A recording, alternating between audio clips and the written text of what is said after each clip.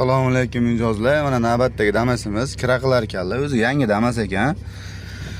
Buni ham chiroyli qilishlarni bitirib berganmiz. Birinchi ko'rish shag'alli joy ekan. Ikkida. Mana ikkinchi ko'rish o'zida bu 50 ga chiqyapti, mana. Hali 3 ga olmadi.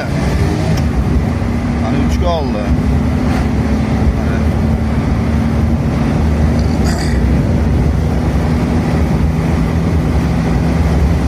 Ko'rishda mana 80 dan o'tdi. Hali 4 ga olganim yo'q.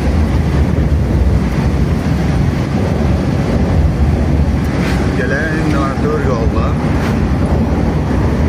Bizda yo'l chatoq, qurilish, qisqa.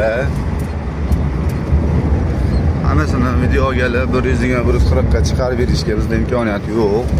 Lekin xudo xolasa xizmatdamiz, kelarsizlar. Mana bular skorshlari ham qattiq ekan, mopti qattiq ekan. Yangi mashina holatida telefon orqali, Instagram orqali keldilar. Bularni ham moptilarni ham yumshoq qilib berganmiz. Bitta barmoqqa.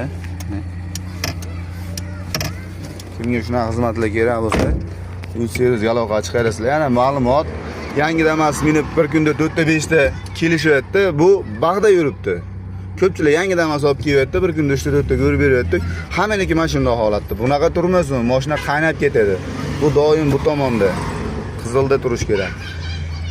Matiz, Nexia, yo'qmasam Cobalt Gentra u mashinalarda xohlagan tomonga sovuqqa surib qo'yadi, lekin bunda Damas labolida doim qizilda turish kerak.